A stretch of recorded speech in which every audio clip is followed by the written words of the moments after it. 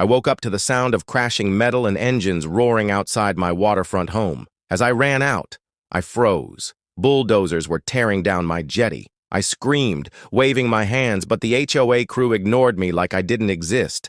That jetty wasn't just any dock. I'm a retired Navy engineer, and that structure was built on federal land, still under Navy jurisdiction.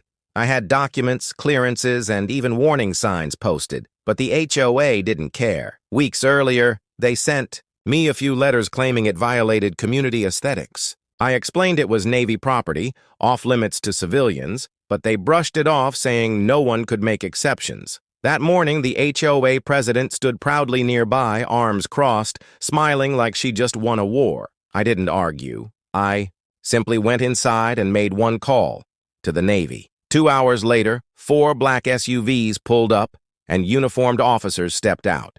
The moment they flashed their badges, everything changed.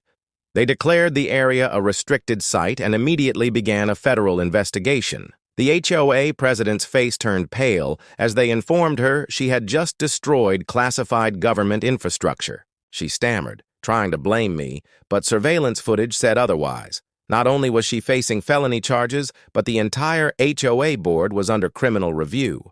But here's the twist. What they didn't know was that the Navy was already planning to expand the dock into a full coastal monitoring site, and their reckless act just accelerated the funding and approval process. Now, instead of a quiet HOA pier, the Navy is building a full base right next door. The HOA wanted the jetty gone. Now they'll have patrol boats cruising their backyard daily. Karma arrived in uniform. Tell me, what would you do if someone destroyed your property without even knocking first?